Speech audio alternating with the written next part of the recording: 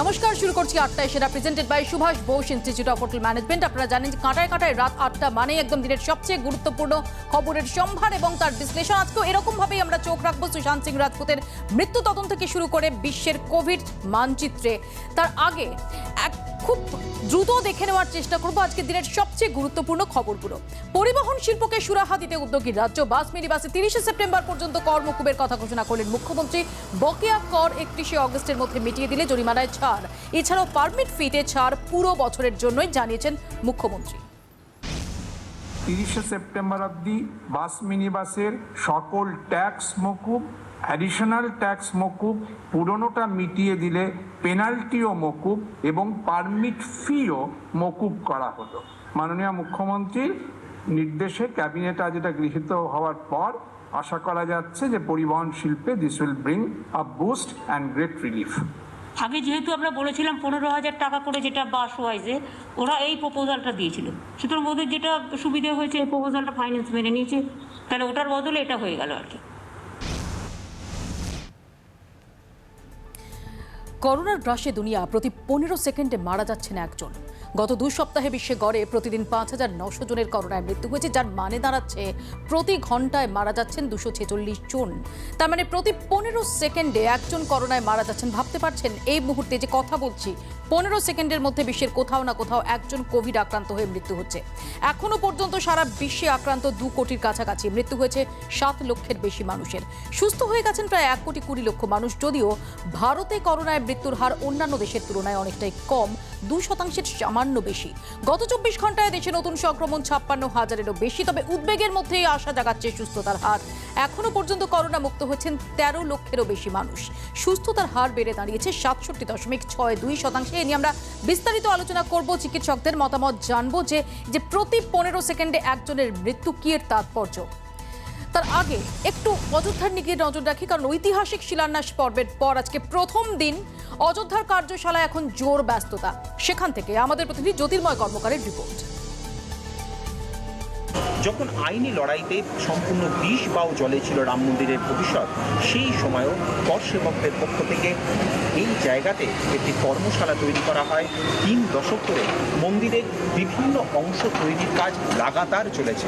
এই মুহূর্তে আমরা যে জায়গায় দাঁড়িয়ে রয়েছি, এই জায়গা অযোধ্যার রাম মন্দিরের কর্মশালা, যেখানে মন্দিরের বিভিন্ন অংশের পিলার, বিভিন্ন অংশের ভিত্তিপ্রস্তরের একেবারে কারুকাজ পাথরের উপর প্রতিদিন প্রতি মুহূর্তে চলেছে। এখানে প্রতিদিন ধরে টানা 3 দশক ধরে মন্দিরের জন্য বিভিন্ন কাজ চলেছে। এবারে যাবতীয় ফোকাস এই মুহূর্তে এই কর্মশালার উপর। গতকাল অর্থাৎ 5ই অগস্ট অযোধ্যায় ভূমি পূজন হয়েছে। শুধু তাই নয়, আমরা যদি একটু ফিরে দেখি, একটু পিছনের দিকে তাকাই, তাহলে দেখব তার ঠিক 1 বছর আগে 370 ধারা বিলোপ হয়েছিল। 370 ধারা রদের পর 1 বছর কেটে গেল, কিন্তু জম্মু কাশ্মীরে সন্ত্রাস কমছে কোথায়? এবার কুলগাঁওয়ের বিজেপি নেতা সাজ্জাদ আহমেদকে গুলি করে খুন করা হলো। তিনি সরপঞ্চ ছিলেন। বৃহস্পতিবার সকালে বাড়ির কাছে গুলিবিদ্ধ হন তিনি। কোনো জঙ্গি সংগঠন এখনো হামলার দায় নেয়নি, তবে উপত্যকায় সন্ত্রাসবাদীরা বিজেপি নেতাদের পরপর নিশানা করেই যাচ্ছে। 8ই জুলাই কাশ্মীরের বান্দিপোরায় বিজেপি নেতা শেখ ওয়াসিম বারিকে গুলি করে জঙ্গিরা। ঘটনাস্থলে মৃত্যু হয় তাঁর। আর গত মঙ্গলবার কুলগাঁওয়ের মীর বাজারে আরিফ আহমেদ নামে এক বিজেপি নেতার উপর হামলা হয়। গুলি লেগে গুরুতর আহত অবস্থায় হাসপাতালে ভর্তি রয়েছেন তিনি। আর এবার কুলগাঁওয়েরই কাজিগুন্দে নিহত হলেন আরেক বিজেপি নেতা সাজ্জাদ আহমেদ। আর এসবের মধ্যেই জম্মু কাশ্মীরের উপরাজ্যপালের দায়িত্ব নিচ্ছেন প্রাক্তন রেল ও টেলিকম প্রতিমন্ত্রী মনোজ সিনহা। আবারও তৃণমূলের গোষ্ঠীদ্বন্দ্বের অভিযোগ, আবারও মাদার বনাম যুব। এবার আরামবাগের তাজপুর এলাকায় দুপক্ষের সংঘর্ষে মৃত্যু হলো এক তৃণমূল কর্মীর, নাম চন্দন শেখ। তিনি হরিণখোলা 2 নম্বর গ্রাম পঞ্চায়েতের প্রধান এবং যুব নেতা লালটু খানের অনুগামী।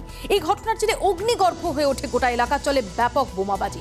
পরিস্থিতি সামলাতে ঘটনাস্থলে যায় বিশাল পুলিশ বাহিনী, নামানো হয় র্যাব, কিন্তু পুলিশ ঢোকা মাত্র ক্ষোভে ফেটে পড়েন এলাকার বাসিন্দারা। শেখ চন্দন খুনে অভিযোগের তীর তৃণমূল নেতা তাইবুল হোসেনের দিকে। তাইবুল প্রাক্তন বিধায়ক পারভেজ রহমানের অনুগামী। কিন্তু এই ধরনের ঘটনা বারবার চোখে আঙুল দিয়ে দেখিয়ে দিচ্ছে যে কালীঘাট থেকে যে নির্দেশ যাচ্ছে সেটা কি কোনো কোনো জায়গায় তৃণমূল কংগ্রেসের তৃণমূল স্তরে পৌঁছচ্ছে না, এই প্রশ্ন জোরালো হচ্ছে। পঞ্চায়েত থেকে শুরু করে লোকসভা নির্বাচন, এই মাদার বনাম যুবর লড়াইয়ে বড় মাসুল দিতে হয়েছে তৃণমূল কংগ্রেসকে, এমনটা তৃণমূল কংগ্রেসের অন্দরেই এই তত্ত্ব রয়েছে। সেখানে দাঁড়িয়ে কেন সুপ্রিমোর বার্তাও এই নেতারা গ্রহণ করছেন না, এই প্রশ্ন উঠছে। সুশান্ত সিং রাজপুত রহস্যে নতুন মোড়, চাঞ্চল্যকর তথ্য উঠে এলো সুশান্তের কল ডিটেলস থেকে। দিশা সালিয়ানের মৃত্যুর পর শুধু সুশান্তের ফ্ল্যাট ছেড়ে চলে যাওয়াই নয়, সুশান্তের ফোন নাম্বারও ব্লক করে দিয়েছিল রিয়া। লকডাউনের সময়টা সুশান্তের বাড়িতেই কাটিয়েছিলেন রিয়া। 8ই জুন সুশান্তের ফ্ল্যাট থেকে চলে যান। 14ই জুন উদ্ধার হয় সুশান্তের ঝুলন্ত দেহ। মুম্বাই পুলিশ সূত্রে খবর, এই 6 দিনের মধ্যে রিয়ার সঙ্গে কোনো কথোপকথন হয়নি সুশান্তের। ইতিমধ্যে সিবিআই তদন্তে সম্মতি দিয়েছে কেন্দ্র। বৃহস্পতিবারই সিবিআই জানিয়েছে এফআইআর দায়ের হয়েছে, গঠন করা হচ্ছে সিট। খুব তাড়াতাড়ি রিয়াকে জিজ্ঞাসাবাদের জন্য ডাকা হতে পারে বলে খবর। বিহার পুলিশের সঙ্গেও যোগাযোগ করেছে সিবিআই। অন্যদিকে রিয়া চক্রবর্তীর সিএর পর এবার ইডির জেরার মুখে সুশান্তের হাউস ম্যানেজার স্যামুয়েল মিরান্ডা। আর এই সুশান্ত মৃত্যু তদন্তে যত রহস্য ঘোরালো হচ্ছে, আমরা সেই রহস্যের জট খোলার চেষ্টা করব এবং সুশান্ত সিং রাজপুতের যে কল ডিটেলস সেটা জি মিডিয়ার হাতে এসে পৌঁছেছে। আমাদের সঙ্গে থাকবেন আইনজীবী এবং আমাদের রিপোর্টার, বিস্তারিত আপনাদের জানাবো। আর সুশান্ত মৃত্যু রহস্য নিয়ে বিতর্কের মধ্যে আরও এক অভিনেতার ঝুলন্ত দেহ উদ্ধার হলো মুম্বাইয়ে। মালাডের ফ্ল্যাট থেকে উদ্ধার ইয়ে রিশতা হ্যায় প্যার কার অভিনেতা সমীর শর্মার দেহ। তামাশা, হাসি তো ফাঁসির মতো ছবিতে অভিনয় করলেও সমীর মূলত জনপ্রিয় ছোট পর্দায় অভিনয়ের জন্য। আবাসনের নিরাপত্তা রক্ষী রাতে টহল দেওয়ার সময় দেখতে পান সমীরের দেহ। সুইসাইড নোট পাওয়া না গেলেও প্রাথমিকভাবে পুলিশের অনুমান আত্মহত্যাই করেছেন সমীর। কিন্তু এই ঘটনা আরও একবার এ প্রশ্ন তুলে দিল যে সত্যি সত্যি কি বি টাউনেও মানসিক অবসাদ ক্রমশ তার করাল ছায়া বিস্তার করছে। 11 মাস আগের ঘটনা। বউবাজারে একের পর এক বাড়িতে ফাটল, হুড়মুড়িয়ে ভেঙে পড়ছে ছবি। সেই ছবি আপনারা দেখেছেন জি 24 ঘন্টার পর্দায়। উৎকণ্ঠায় শয়ে শয়ে মানুষ। মেট্রোর একটি টানেল বোরিং মেশিন বসানোর পরেই শুরু হয় সমস্যা। শেষ পর্যন্ত ধস থামাতে মাটির তলার বোরিং মেশিন সহ 90 মিটার লম্বা সুড়ঙ্গ সিমেন্ট দিয়ে ভরাট করে বন্ধ করে দেওয়া হয়। এবার এই বোরিং মেশিনকে তোলার পালা। তৈরি হচ্ছে বিশাল গর্ত। সুদূর অস্ট্রিয়া থেকে আনা হয়েছে অত্যাধুনিক যন্ত্র। মাটির নিচে 38 মিটার গর্ত খোঁড়া হবে আর মেশিনের চারপাশে তৈরি করা হবে 130টা পিলার। ঝুঁকি যদিও থাকছেই, ফের ফাটলের সম্ভাবনাও থেকেই যাচ্ছে, কিন্তু চূড়ান্ত সতর্ক হয়ে বোরিং মেশিন তুলতে হবে, কারণ তাহলেই ফের গতি পাবে পরবর্তী পর্যায়ের কাজ। ঘিঞ্জি গলির আগুন নেভানো হোক কিংবা বেসমেন্টের ধোঁয়াকে বাগিয়ে আনা, অনেক সময় প্রাণের ঝুঁকি নিয়ে কাজ করতে গিয়ে জখমও হতে হয় দমকল কর্মীদের। মুশকিল আসান এবার হাজির রোবট। ছোট্ট খাট্টো লাল গাড়ি আচমকা দেখলে স্পেস কার ভেবে ভুল হবে, কিন্তু এই লাল গাড়ি এখন দমকলের ত্রাতা। আদতে আগুন নেভানোর রোবট কি আছে এই রোবটে? ভারতীয় প্রযুক্তিতে তৈরি রোবট রিমোট ডিভাইস থেকে 150 মিটারের মধ্যে কাজ করবে। স্বয়ংক্রিয় গাড়িতে রয়েছে 3 ধরনের ক্যামেরা। গাড়ির সঙ্গেই লাগানো জলের হোস পাইপ। দূরে রাখা দমকলের গাড়ি থেকে মিলবে জল। রিমোটের বোতাম টিপলে এগিয়ে যাবে রোবট, আর কন্ট্রোল রুমে বসে রিমোটের মাধ্যমে পরিচালনা করবেন দমকল কর্মীরা। আর একটু আগেই যে উদ্বেগজনক পরিসংখ্যান আপনাদের সামনে রাখলাম, যে 15 সেকেন্ডে একজন মৃত্যু হচ্ছে কোভিড আক্রান্ত হয়ে। কি বলছেন চিকিৎসকরা? ছোট্ট একটা বিরতির পর শুনবো। দেখতে থাকুন 8টায় সেরা।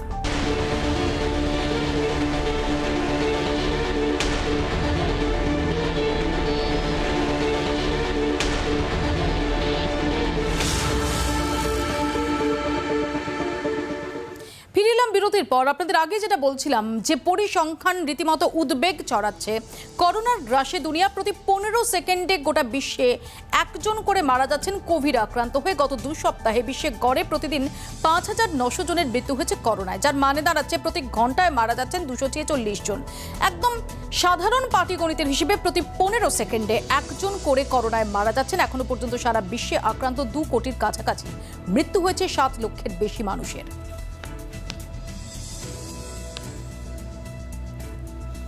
আমাদের সঙ্গে সরাসরি রয়েছেন ডক্টর সুশান্ত বন্দ্যোপাধ্যায়, বিশিষ্ট চিকিৎসক। ডক্টর ব্যানার্জি, যেভাবে আমরা দেখতে পাচ্ছি পরিসংখ্যানটা, যে 15 সেকেন্ডে বিশ্বের কোথাও না কোথাও একজন কোভিড আক্রান্ত হয়ে মারা যাচ্ছেন। যদিও এই দেশে মৃত্যু হার কিছুটা কম, 2%-এর সামান্য বেশি, কিন্তু তাহলেও 15 সেকেন্ডে একজনের কোভিড আক্রান্ত হয়ে মারা যাওয়ার ঘটনা কতটা উদ্বেগের। বিশেষ করে আমরা যখন দেখছি যে এত দেশ আছে, এত উন্নত দেশ, উন্নয়নশীল দেশ, যারা দফায় দফায় নানা রকম মেজার্স নিচ্ছে, বিভিন্ন দেশে দফায় দফায় লকডাউন হয়েছে, তারপরও এই পরিসংখ্যান।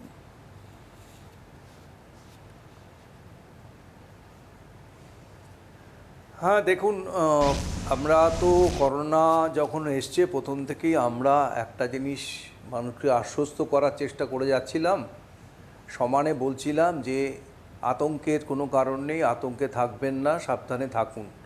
আমরা এই কথাটা এখনও বলবো, কিন্তু আবার এটা সঙ্গে সঙ্গে যে পরিসংখ্যান বা যে সংখ্যাতত্ত্ব আসছে সেই সংখ্যাতত্ত্বের ভিত্তিতে আমরা আশঙ্কা বা একেবারে উদ্বেগটাকে পুরোপুরি উড়িয়ে দিতে হওয়ার জায়গা কিন্তু আমরা সারা বিশ্বে আছে বলে আমার মনে হয় না। এটা কিন্তু আশঙ্কার কথা, উদ্বেগের কথা, এবং যেটা দেখা যাচ্ছে সারা বিশ্বের সঙ্গে সঙ্গে আমাদের দেশে, আমাদের রাজ্যে সর্বত্র এই সংক্রমণের সংখ্যাটা বেড়েই চলেছে। এখন তার কারণ যাই হোক না কেন, যেভাবে এটাকে প্রতিষ্ঠিত করার চেষ্টা হোক না কেন, মূল যে ব্যাপারটা সেটা হচ্ছে কিন্তু আমাদের আক্রান্ত এবং মৃত্যুর সংখ্যাটা বাড়ছে, এবং এটা আমরা স্টেডিলি, যেটাকে বলি স্টেডিলি রাইজ, এই যে গ্রাফটা কিন্তু ওপর দিকেই যাচ্ছে। এই যতক্ষণ এই ওপর দিকে যাচ্ছে আমি বলবো যে একটু তো চিন্তার বিষয় আছেই। এটাকে তো উড়িয়ে দেওয়া, হেলাফেলা করার মতো জিনিস বলে আমি অন্তত ব্যক্তিগতভাবে কখনোই মনে করছি তো না। ডক্টর ব্যানার্জি, এখানে একটু আপনার এটা কাছে আমার কখনোই জিজ্ঞাসা যে আমরা ভাবার কোনো প্রথমে জায়গা নেই অর্থাৎ যে একদম মার্চের শেষ বা এপ্রিলের শুরুতে যে সমস্ত ইউরোপিয়ান কান্ট্রিকে আমরা এপি সেন্টার হয়ে উঠতে দেখেছিলাম, আমরা পরবর্তীকালে দেখেছি যে সংক্রমণের যে যাঁচটা সেখানে সেটা কমেছে। সেটা ইটালি বলুন, সেটা স্পেন বলুন, সেটা ইউকে বলুন, এখন অবধি ভারত, ব্রাজিল, আমেরিকা, সেখানে সংক্রমণের হার ঊর্ধ্বমুখী। আবার নতুন করে অস্ট্রেলিয়া, বলিভিয়া, জাপান, সেখানে সংক্রমণের গ্রাম ক্রমশ ঊর্ধ্বমুখী হচ্ছে। তো এই প্যাটার্নটা থেকে আমরা কি ধরে নিতে পারি যে আমাদের এখানেও অদূর ভবিষ্যতে এই গ্রাফ নিম্নমুখী হওয়ার সম্ভাবনা দেখা যেতে পারে? না, সেই সম্ভাবনা দেখা দিতে পারবে, দেবে না, এই ধরনের কথা বলা মানে বাতুলতা। দেবে না, আমাদের সাবধান হতেই হবে, আমাদের ভাবতেই হবে যে এই দেখুন, এই করোনা যেভাবে যাচ্ছে, যেদিকে যাচ্ছে, তাতে আমরা কোন দিকে শেষ অবধি গিয়ে পৌঁছাবো আমরা কিন্তু এখনও বলতে পারি না। আমরা সেই জায়গায় এখনও আসতে পারছি না যে আগামী দিনে কোন জায়গায় যাবে। প্রতিদিনের যে স্ট্যাটিস্টিক্স আমরা দেখছি, স্ট্যাটিস্টিক্সটা নিঃসন্দেহে উদ্বেগজনক, এবং সেই উদ্বেগজনক তার কারণ আমাদের ব্যাখ্যা করতে গেলে এই মুহূর্তে আমাদের কাছে যা অস্ত্র আছে বা যে নলেজটুকু আমরা পাচ্ছি, আপডেটটুকু পাচ্ছি, ইনফ্যাক্ট খুব সত্যি কথা বলতে গেলে ডব্লিউএইচও নিজেই কনফিউজড। ডব্লিউএইচওর কাছ থেকে আমরা এক এক দিন এক এক রকম তথ্য পাচ্ছি। তো কাজেই ডব্লিউএইচও যদি গাইডলাইন দিতে না পারে, যে ঠিকমতো আমাদের কাছে তথ্য না পৌঁছতে পারে, তাহলে তো সত্যি কথা বলতে গিয়ে এই মুহূর্তে আমরা সেই জায়গায় নেই যেখান থেকে আমরা বলে দিতে পারবো যে কোনো চিন্তার কারণ নেই।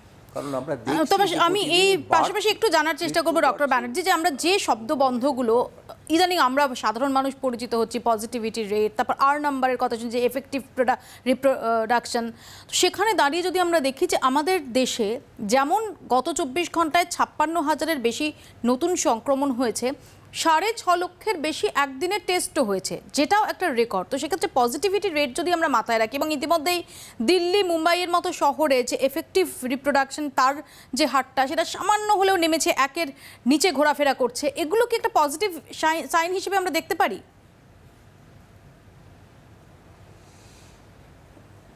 না, দেখুন, একদিন দুদিনে দেখার ভিত্তিতে আমরা কোনো সিদ্ধান্তে আসতে পারবো না, কারণ এটা এত ব্যাপৃত, এত ওয়াইড স্প্রেড ব্যাপারটা, এবং এর প্যাটার্নটা আমরা এখনও পুরো ধরতে পারছি বলে আমার মনে হচ্ছে না। এইটুকু বোঝা যাচ্ছে ইট ইজ হাইলি কন্টাজিয়াস, অসম্ভব বেশি, মানে কন্টাজিয়াস বা ইনফেকশাস যাই বলি না কেন, যে সেটা কিন্তু একদিনের একটুখানি কমেছে কোনো রাজ্যে, একটা বা দুটো রাজ্যে, তার থেকেই আমরা এখনই মানে আমাদের যেটাকে আমরা বলি যে কমপ্লাসেন্সি, সেই জায়গাটায় আমরা আসতে পারবো না। আমাদের সাবধানতা যা যা অবলম্বন করা, যা যা করণীয়, প্রত্যেকটা জিনিসই করতে হবে, এবং সেটা পুরো মাত্রায় করতে হবে, পুরোভাবে করতে হবে। এটা এই বিষয়ে কোনো সন্দেহের অবকাশ আছে বলে আমার অন্তত ব্যক্তিগতভাবে মনে হয় না এই স্ট্যাটিস্টিক্স থেকে এই মুহূর্তে।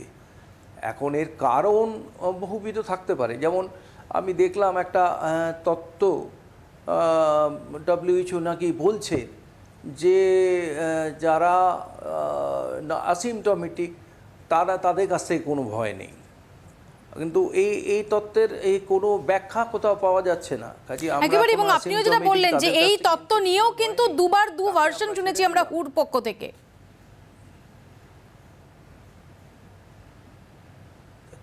এক্স্যাক্টলি। এবং যেটা আরও চিন্তার বিষয় হয়ে যাচ্ছে, যেটা হচ্ছে রিইনফেকশন। এই যে পয়েন্টটা, এই পয়েন্টটা তো ভয়ঙ্কর চিন্তার কথা। এটা নিয়ে তো আরও ভাবার বিষয় এসেই যাচ্ছে। কারণ একবার আমরা জানি নর্মালি যে আমরা একটা জিনিস বুঝি যে এই যে ধরুন ইনফেক্টেড হচ্ছে পেশেন্টরা, তাতে আমরা নর্মালি এক্সপেক্ট করি যে কোনো ভাইরাস তার একটা ইমিউনিটি গ্রো করে, ইমিউন স্ট্যাটাস ঠিক থাকে এবং ইমিউনিটি গ্রো করে। ভ্যাকসিনটা কি বেসিক্যালি একটা তো অ্যাটেনিউটেড ভাইরাসই হয়, কিন্তু আমরা এইটা রোগটার ক্ষেত্রে দেখতে পাচ্ছি ক্ষেত্রে যে ইভেন আমি রিপোর্ট দেখলাম চায়নাতেও রিইনফেক্টেড হচ্ছে। অনেক ধন্যবাদ ডক্টর ব্যানার্জি। ডক্টর সুশান্ত বন্দ্যোপাধ্যায় আমাদের সঙ্গে এতক্ষণ সরাসরি ছিলেন। ছোট্ট একটা বিরতি নেব, আর বিরতির পর ফিরবো।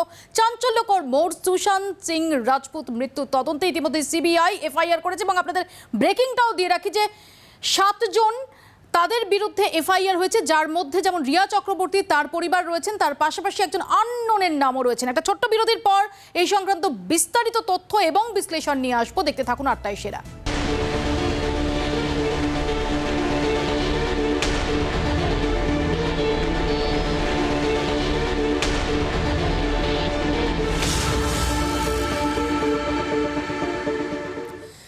সুশান্ত সিং রাজপুত রহস্যে নতুন মোড়, চাঞ্চল্যকর তথ্য উঠে এসেছে সুশান্তের কল ডিটেলস থেকে, এবং এই মুহূর্তে আমরা যেটা আপডেট পাচ্ছি যে ইতিমধ্যে এফআইআর দায়ের করেছে সিবিআই। 7 জনের নামে এফআইআর দায়ের করা হয়েছে, যার মধ্যে রিয়া চক্রবর্তী যেমন রয়েছেন, যেমন রিয়া চক্রবর্তীর পরিবারের বেশ কয়েকজনের নাম রয়েছে, তেমনই রয়েছে শ্রুতি মোদি এবং স্যামুয়েল মিরান্ডার নাম, এবং একজন অপরিচিতের নাম রয়েছে বলে আমরা জানতে পারছি। আমাদের সঙ্গে সরাসরি এই মুহূর্তে রয়েছেন আমাদের প্রতিনিধি রাকেশ ত্রিবেদী মুম্বাই থেকে, এবং আমাদের সঙ্গে রয়েছেন বিশিষ্ট আইনজীবী প্রিয়াঙ্কা টিব্রেওয়াল, যিনি ওই সিবিআই তদন্ত চেয়ে পিটিশন দাখিল করেছিলেন। আমি প্রথমে রাকেশ ত্রিবেদীর কাছে চলে যাব। राकेश, आप हमें बताइए, सीबीआई ने अभी फाइल एफआईआर लॉन्च किया है, तो क्या है उसमें, किसके खिलाफ वो सीबीआई ये एफआईआर दर्ज किया है? देखिए, सीबीआई ने ये जो एफआईआर है, ये रिया चक्रवर्ती, उनके पिताजी इंद्रजीत चक्रवर्ती, उनकी मां संध्या चक्रवर्ती, भाई शौविक चक्रवर्ती, इसके अलावा उनके बिजनेस मैनेजर जो हैं श्रुति मोदी, जो कि एक चार्टर्ड अकाउंटेंट भी हैं, और उनके हाउस मैनेजर सैमुअल मिरांडा और अदर्स, इनके खिलाफ जो है ये केस रजिस्टर्ड किया है। ये केस जो है ये अबेटमेंट टू सुसाइड, ये उनको जो है कन्फाइनमेंट करना इलीगल, उसको लिए चीटिंग, फॉर्जरी को लेकर के, और ये जो तमाम जो एलिगेशंस हैं जो बिहार पुलिस ने इससे पहले एफआईआर रजिस्टर की थी, उसी के बेसिस पे जो ये एफआईआर रजिस्टर की है और अपना इन्वेस्टिगेशन स्टार्ट कर लिया है। रिया को इंटरोगेशन के लिए बुलाने का कितना पॉसिबिलिटी अभी है, और रिया कहाँ है, किधर है, इसके बारे में अभी तक कुछ पता चला? देखिए, हालांकि रिया इस वक्त कहाँ पे है, ये इसके बारे में अभी तो कोई जानकारी सामने नहीं आई है, लेकिन कल जो है एनफोर्समेंट डायरेक्टरेट के मुंबई ऑफिस ने रिया चक्रवर्ती को सम्मन किया था 7 अगस्त को उनके सामने आने के लिए, और ऐसे में रिया चक्रवर्ती कल ईडी ऑफिस के सामने जा सकती हैं और पूछताछ में शामिल हो सकती है। तभी ये पता चलेगा कि आखिर रिया चक्रवर्ती कहाँ है। उनके वकील सतीश माने शिंदे ने ये साफ कहा है कि रिया चक्रवर्ती एक लॉ अबाइडिंग सिटीजन है। इसका मतलब ये हो सकता है कि वो कल ईडी के सामने पेश हो। जहां तक सीबीआई के केस का सवाल है, सीबीआई ने अभी जस्ट एफआईआर रजिस्टर किए कुछ समय पहले। ऐसे में वो अपने इन्वेस्टिगेशन को स्टार्ट करने से पहले बिहार पुलिस के पास से जो डॉक्यूमेंट्स है वो रिसीव करना चाहेगी, और उसके बाद जो दूसरे विटनेसेस हैं उनसे बातचीत करने के बाद इन्वेस्टिगेशन को आगे बढ़ाएगी, और उसके बाद रिया तक पहुंच सकती है। राकेश, आप हमारे साथ बने रहिए। খুবই ইন্টারেস্টিং যে আগামী কাল রিয়া চক্রবর্তী ইডির মুখোমুখি হন কিনা সেদিকে সবার নজর থাকবে। আমি আবারও রাকেশের কাছে যাব, প্রিয়াঙ্কার কাছে আসবো। প্রিয়াঙ্কা, আপনিও পিটিশন করেছিলেন সিবিআই তদন্তের আর্জি জানিয়ে। সিবিআই তদন্ত শুরু হয়েছে এবং ইতিমধ্যে এফআইআর দায়ের করা হয়েছে, এবং কাদের বিরুদ্ধে এফআইআর দায়ের করা হয়েছে, কাদের নাম করে, সেটাও আপনি ইতিমধ্যে জানতে পেরেছেন। কি প্রতিক্রিয়া আপনার? দেখুন, আমরা জানতাম যে হিসাবে পুলিশের ইনভেস্টিগেশন চলছিল সেটা একটা কভার আপ ইনভেস্টিগেশন হচ্ছে, একটা ফাউল প্লে হচ্ছে, সেটা বোঝাই যাচ্ছিল from the very first day. আপনি পুলিশের রোলটা দেখুন যে এখানে ওনারা মানে without any postmortem report, without any kind of suicide note, they declared within an hour that it is a suicide. সেটা ওরা কি করে বলতে পারলো সেটা আমি জানি না, but they said a suicide, not even an alleged suicide. তো ওরা এটা ন্যারেটিভটা ক্রিয়েট করার চেষ্টা করছিল that because of depression he has committed suicide. তারপরে one after the other foul প্লের মতন ইনভেস্টিগেশন এখানে হয়েছে। মানে ওই দিকটা পুরো অ্যাঙ্গেলটা চেঞ্জ করে নেপোটিজমের দিকে দিয়ে দিচ্ছেন, যাতে মানে এই থটটাও আমাদের মাথায় না আসে যে এটা একটা মার্ডার হতে পারে। তো এই নিয়ে এই ধারণার ইনভেস্টিগেশন চলছিল। So we had to appeal for the CBI ছাড়া এই তদন্তটা আর কেউ করতেই পারতো না। We were very sure. আর I am very thankful to the central government, উনি এই এফর্টটা, বিহার গভর্নমেন্টের এফর্টটাকে আপরেজ করে এই সিবিআই এর এটা তদন্ত দিয়েছেন। আমি আসবো আপনার কাছে প্রিয়াঙ্কা। ইতিমধ্যে আমরা যেটা জানতে পেরেছি, সুশান্ত সিং রাজপুতের যে কল ডিটেলস আমাদের হাতে এসে পৌঁছেছে সেটা খুব ইন্টারেস্টিং, কারণ 8ই জুন রিয়া চক্রবর্তী বাড়ি ছাড়েন, অর্থাৎ সুশান্তের বাড়ি ছাড়েন। সেই 8ই জুনই সুশান্ত সিং রাজপুতের নাম্বার রিয়া চক্রবর্তী ব্লক করে দেন, এমনটাই জানা যাচ্ছে মুম্বাই পুলিশ সূত্রে। এবং এই কল ডিটেলস থেকে যেটা দেখা যাচ্ছে বলে মুম্বাই পুলিশ সূত্রে খবর, যে 8ই জুন থেকে 14ই জুন, অর্থাৎ যেদিন সুশান্ত সিং রাজপুতের ঝুলন্ত দেহ উদ্ধার হয়, এই সময়টার মধ্যে দুজনের মধ্যে কোনো রকম বাক্যালাপ, কোনো রকম কথোপকথন হয়নি। এর পাশাপাশি আরও ইন্টারেস্টিং যে দিশা সালিয়ানের মৃত্যুর পরই সুশান্ত সিং রাজপুতের ফ্ল্যাট ছেড়ে রিয়ার চলে যাওয়া এবং তাকে ব্লক করা, এটা কি নিতান্ত काकतालीय। আমি এখানেই राकेश त्रिवेदी কাছে যাব। राकेश, ये बहुत ही इंटरेस्टिंग फाइंडिंग है जो सुशांत के कॉल डिटेल्स में सामने आए हैं। दिशा सालियान की अननेचुरल डेथ, उसके बाद रिया का वो फ्लैट छोड़ के चला जाना और सुशांत को ब्लॉक कर देना, ये क्या कोइंसिडेंटल हो सकता है? क्या महसूस कर रहा है पुलिस? देखिए, इसमें आपको मैं ये बताना चाहूंगा कि रिया चक्रवर्ती ने घर पहले छोड़ा था 8 जून को, और उसी रात को या 9 तारीख की सुबह जो है ये दिशा सालियन की डेथ हुई है। तो उसमें पहले रिया ने घर छोड़ा था, बाद में दिशा की डेथ हुई है। तो कहीं ना कहीं एक तरफ जो है रिया चक्रवर्ती के घर छोड़े जाने से वो परेशान थे, लेकिन उसके बाद में अगले दिन दिशा सालियन की डेथ को लेकर के जो रिपोर्ट्स मीडिया में छपी है उसमें आया कि सुशांत सिंह राजपूत की एक्स मैनेजर की डेथ, इससे भी जो है कहीं ना कहीं सुशांत सिंह राजपूत जो है वो परेशान थे। इतना ही नहीं, 13 उसी दिन जो है उन्होंने अपनी सिस्टर को भी 8 जून को सुबह सुबह उन्होंने अपनी दोनों सिस्टर से बात की है। सबसे पहले उन्होंने अपनी बड़ी सिस्टर से बात की है, उसके बाद में अपनी छोटी सिस्टर से बात की है। हो सकता है कि उन्होंने रिया चक्रवर्ती के बारे में ही उनको बताया हो। ऐसे में उनका लास्ट कॉन्वर्सेशन उनकी दोनों सिस्टर से क्या हुआ है ये भी जानना बहुत दिलचस्प हो सकता है इन्वेस्टिगेटिंग एजेंसी के लिए। शायद उससे भी उन्हें कोई लीड हासिल हो सके। জি, আব আমার সাথে বনে রহি। আমি প্রিয়াঙ্কার কাছে আসবো। প্রিয়াঙ্কা, এখানেও আমরা যে তথ্য দেখছি, প্রাথমিকভাবে মুম্বাই পুলিশ যেটা বলেছিল যে 13ই জুন গভীর রাতে রিয়া চক্রবর্তীকে ফোন করেছিলেন সুশান্ত সিং রাজপুত, যে কলটা আনআনসার থেকে গেছিল। এখন কল ডিটেলস উদ্ধৃত করে মুম্বাই পুলিশ সূত্রে যেটা দাবি করা হচ্ছে যে না, 8ই জুন থেকে 14ই জুনের মধ্যে কোনো বাক্যালাপ হয়নি। এবং এই দিশা সালিয়ানের আনন্যাচারাল ডেথ, সুশান্ত সিং রাজপুত তার আনন্যাচারাল ডেথ, এর মধ্যে রিয়ার এই বাড়ি ছেড়ে চলে যাওয়া এবং ব্লক করা, এগুলো সত্যি সত্যি কি খুব কাকতালীয় ধরে নেওয়া যেতে পারে? দেখুন, পুরো পিকচারটা তো will only come out after CBI investigation. কি হয়েছিল কি হয়নি ওটা তো আমরা জানি না, কিন্তু হ্যাঁ, কল রেকর্ডসটা এটা বলে যে ওই 4-5 দিনের মধ্যে she did not answer his কলস, শি হ্যাড ব্লকড হিম। আমি এই অ্যাঙ্গেলটাও একটু বলতে চাইবো যে একটা রিয়া পুলিশের সামনে বা মিডিয়ার সামনে সব জায়গায় বলেছিল যে she was in a live in relationship with Sushant, and because Sushant was in depression, ও খুব ওর মানে পিছনে she use to take care of him like a mother. তো আমি একটা জিনিস বলবো, when you very well knew that he's in depression, এত টেনশনে আছে, তো after Disha's death, if you knew that he would be in more depression, তুমি কেন 4 দিন ওই ছেলেটার মোবাইল ব্লক করে রাখলে? Is it abetment to suicide? আমি ঠিক এইটা প্রিয়াঙ্কা একদম আইনের চোখে একটু জানার চেষ্টা করবো, যে যেটা আপনিও বললেন যে রিয়া চক্রবর্তী যে তার রিউমার গার্লফ্রেন্ড তো ছিলেন, রিয়া চক্রবর্তী সম্প্রতি নিজেই ইনস্টাগ্রামে পোস্ট করে তিনি স্বীকার করেছেন যে তিনি তার বান্ধবী ছিলেন এবং তিনি জানতেন যে তার ডিপ্রেশন যাচ্ছে, তিনি নিজেই সেই থিওরি নিয়ে এসেছেন। আমি যদি অন্য সমস্ত দিক ছেড়ে দিই, যে শুধুমাত্র এই ডটগুলোকে যদি জোড়ার চেষ্টা করি, এবং সেই অবস্থায় রিয়া চক্রবর্তীর চলে যাওয়া, তারই কথা মতো যার ওপর সুশান্ত সিং রাজপুত মেন্টালি ইমোশনালি সবচেয়ে বেশি ভরসা করছেন, তার চলে যাওয়া এবং ব্লক করে দেওয়া, এটাও কি অ্যাবেটমেন্টের যে পরিধি তার মধ্যে আসে? 100%। একটা লোককে তুমি যদি দেখিয়েছো আগে যে ও পুরো ফুলি ডিপ্রেসড আছে, তুমি তাকে দেখিয়ে দিয়েছো যে ও ছাড়া তুমি মানে তোমার ছাড়া ও চলতে পারবে না, তুমি সেই হিসাবে ওকে বুঝিয়েছো যে নেপোটিজম আছে, এ আছে, সবকিছু, you have pulled him to that level, and then when he needed you the most you were not there. So this is definitely abetment to suicide. তুমি তাকে এই অবস্থাতে নিয়ে এসেছো যেখানে he thought that না আর কিছু, if it is abetment, if it is suicide at all, তাহলে you have forced him to that angle.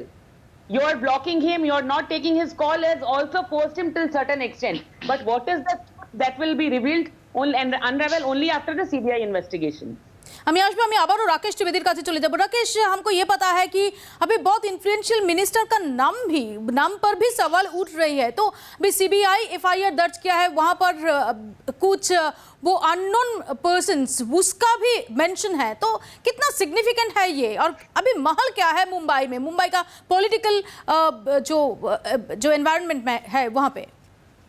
देखिए, मैं आपको ये बताना चाहूंगा कि सीबीआई ने जो अदर्स जो नाम लिखा हुआ है, ये क्लॉज इसलिए भी रहता है कि अगर उनके इन्वेस्टिगेशन में आगे चल के अगर कोई नए नाम सामने आते हैं तो वो उन्हें भी जो है इसके तहत आरोपी बना सकते हैं, अक्यूज्ड बना सकते हैं। जहां तक सवाल एक पॉलिटिशियन के इन्वॉल्वमेंट का है, तो यहाँ पर मैं आपको बिल्कुल साफ तरीके से कहना चाहूंगा कि जी मीडिया जो है वो अपना इन्वेस्टिगेशन या अपनी जो खबर है वो पूरी प्रामाणिकता के साथ, पूरी ऑथेंटिसिटी के साथ बताता है। किसी भी अफवाह को जो है हम बढ़ावा नहीं देते हैं। इसमें एक बात ये कि हमारे भी इन्वेस्टिगेशन में और साथ ही साथ जितने भी जो जांच एजेंसी थी, चाहे बिहार पुलिस की बात करें, चाहे मुंबई पुलिस की बात करें, किसी भी इन्वेस्टिगेशन में ये बात सामने नहीं आई है कि कोई भी ऐसी कोई पार्टी हुई थी जहां पे कोई पॉलिटिकल लीडर्स आए थे।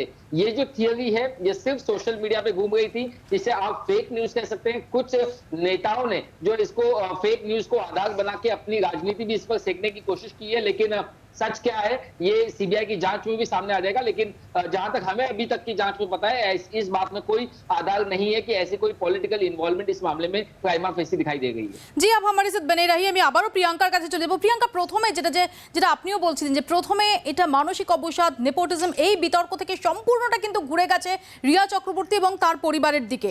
সেই জায়গায় দাঁড়িয়ে কোন কোন মিসিং লিঙ্কগুলো এই মুহূর্তে ভাবাচ্ছে আপনাকে একজন আইনজীবী হিসেবে? দেখুন, আমি কারোর নাম নিয়ে কিছু বলবো না, because I do not know, none of us know. কিন্তু একটা জিনিস স্পষ্ট আছে, Rhea Chakraborty is not that powerful a women. উনি অ্যাক্ট্রেস হিসাবে, অভিনেত্রীর হিসাবেও সে এরকম এস্টাবলিশড নেই। She has just done one film, আর ওটাও ভালো করে চলেনি। Nobody even knows that she has worked in a film. So she doesn't have that background. ওনার ওই রকম ব্যাকগ্রাউন্ড নেই যেটা একটা পুলিশ ইনভেস্টিগেশন বা কাউকে মোল্ড করতে পারে।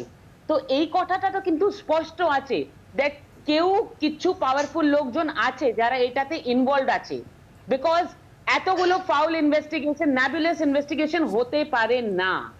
Mumbai police, we all know Mumbai police, they are famous for the way they work. এই ধরনের কাজ মুম্বাই পুলিশের হতে পারে না। Somebody powerful, it may be a politician, it may be someone from the film industry, we do not know, that will be revealed with time. কিন্তু কেউ না কেউ আছে, এই কথাটা স্পষ্ট রইল। আমি আবারও राकेश त्रिवेदी কাছে ফিরে যাব। राकेश, मुंबई पुलिस का जो रोल, इसको लेकर के बहुत सारे सवाल उठ रही है, और ये सवाल खुद जो बिहार का एक स्टेट का चीफ मिनिस्टर उन्होंने उठाया है। जो जिस तरीके से आईपीएस ऑफिसर को क्वारंटीन किया गया और जिस तरीके से ये इन्वेस्टिगेशन शुरुआत से जैसे चल रहा है, तो अभी मुंबई पुलिस का क्या कहना है? अभी सीबीआई ने एफआईआर दर्ज किया है और इन्वेस्टिगेशन स्टार्ट करने की on the verge of starting the investigation. मौके देखिए, इस मामले में फिलहाल मुंबई पुलिस जो है वो वेट एंड वॉच की पोजीशन में है। उन्हें जो है अब 3 दिन का जो वक्त था वो सुप्रीम कोर्ट ने दिया था इस मामले में, और 3 दिन के अंदर जो है उन्हें अपना एक एफिडेविट के ऊपर अपना एक डिटेल जो डोजियर है वो सुप्रीम कोर्ट में सबमिट करना है, जिससे उन्हें ये कन्विंस करना है सुप्रीम कोर्ट की कि उनकी जो अभी तक की इन्वेस्टिगेशन थी वो बिल्कुल प्रोफेशनल इन्वेस्टिगेशन थी। और उनकी इस एफिडेविट के सबमिट होने के बाद में जो अगले हफ्ते इस मामले की अगली सुनवाई होनी है सुप्रीम कोर्ट में, तब ये साफ होगा कि आखिर जो है उनके इस इन्वेस्टिगेशन से सुप्रीम कोर्ट कन्विंस है या नहीं है। उसके हिसाब से जो है सुप्रीम कोर्ट इस मामले में फैसला लेगा। लेकिन यहाँ पर सबसे बड़ा सवाल और सबसे इंपॉर्टेंट सवाल ये है कि मुंबई पुलिस अब तक सिर्फ नेपोटिज्म के एंगल पे जो है जांच करती गई, जबकि एक मामले का एक खुलासा अब तक की जांच में हुआ है कि सुशांत सिंह राजपूत के जीजा, उनके ब्रदर इन लॉ जो है ओपी सिंह, जो एक सीनियर आईपीएस ऑफिसर है हरियाणा में, उन्होंने फरवरी के महीने में मुंबई के 25 फरवरी उन्होंने जो मुंबई के एक डीसीपी को, जो तब बैंड्रा के डीसीपी थे, उन्हें व्हाट्सएप पे ये जानकारी दी थी। और ये जानकारी जो है करिश्मा, उनकी जो बहन है सुशांत की, उनके और ओपी सिंह के बीच की बातचीत की थी। उसमें उस मैसेज में ये क्लियर कट लिखा हुआ है कि रिया चक्रवर्ती और श्रुति मोदी और सैमुअल मिरांडा के चंगुल से अगर उन्होंने वक्त জি বিলকুল, আমি এটা নিয়ে খুব সংক্ষেপে প্রিয়াঙ্কার কাছে যাব। প্রিয়াঙ্কা, খুব সংক্ষেপে, আমার সময় একদম সংক্ষিপ্ত। এটা তো নতুন করে একটা প্রশ্নের জন্ম দিচ্ছে যে 25 ফেব্রুয়ারি যেখানে নির্দিষ্টভাবে সুশান্ত সিং রাজপুতের জামাইবাবু তিনি একটা মেসেজ দিয়েছিলেন এবং সেটা প্রাপ্তি স্বীকারও করা হয়েছিল, কারণ তারপরেও কেন এরকম পরিস্থিতি হলো? দেখুন ডেফিনেটলি আমি বলছি ওই যে মেসেজগুলো ছিল ওটাই নিয়ে একটা কেস ফাইল করাটা উচিত ছিল ইফ পুলিশ ওয়ান্টেড, কিন্তু মুম্বাই পুলিশ কোনো অ্যাকশন নেননি। আর মুম্বাই পুলিশ এই কথাটাও চেপে দিয়েছিলেন। মুম্বাই পুলিশ তো নিজে এসে একবারও বলেননি যে 25 ফেব্রুয়ারি, আজও অবধি মুম্বাই পুলিশ বলছেন যে we did not receive any such complain. অনেকগুলো প্রশ্ন রয়েছে প্রিয়াঙ্কা, অনেক ধন্যবাদ রাকেশ জি, आपको भी बहुत बहुत शुक्रिया। রাকেশ ত্রিবেদী আমাদের সঙ্গে ছিলেন মুম্বাই থেকে এবং প্রিয়াঙ্কা টিবরেওয়াল ছিলেন। নিঃসন্দেহে যত দিন গড়াচ্ছে তত নতুন নতুন মোড় আসছে এই সুশান্ত সিং রাজপুত রহস্য মৃত্যু তদন্তে। আমাদের নজর থাকবে সেদিকে। আপাতত ছোট্ট একটা বিরতি নিচ্ছি, বিরতির পর আপনাদের দেখাবো রাজ্য হোক বা দেশ, যদি আমরা দেখি যে তারকা থেকে শুরু করে পলিটিশিয়ান ভিভিআইপিরা তারাও বাদ যাচ্ছে না করোনার থাবা থেকে। ছোট্ট একটা বিরতির পর দেখাবো, দেখতে থাকুন 8টায় সেরা।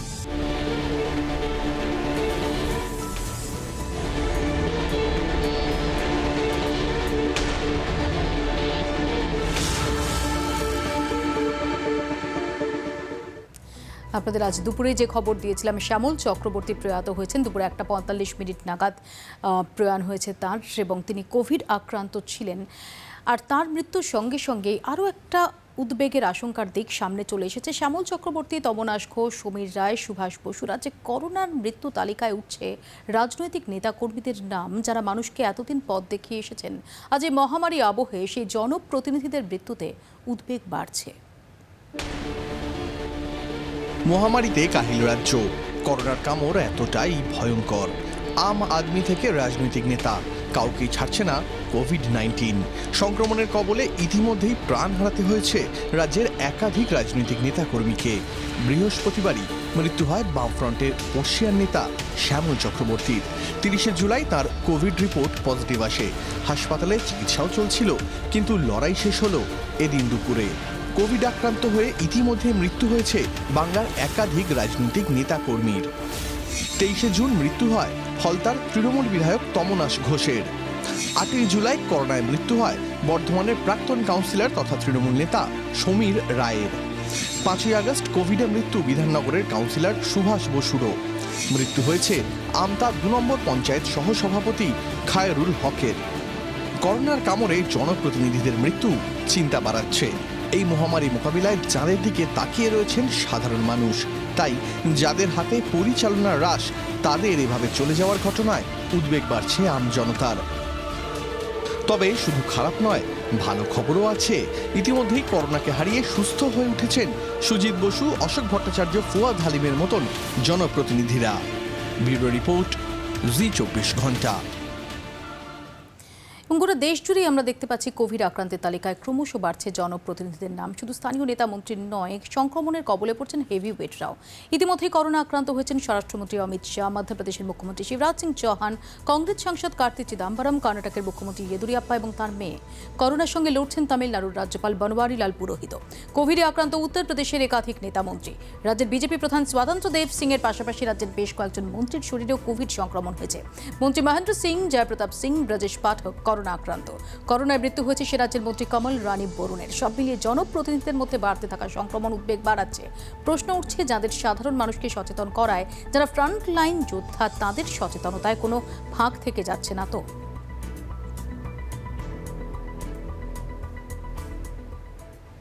8টায় সেরা এখানেই শেষ করছি।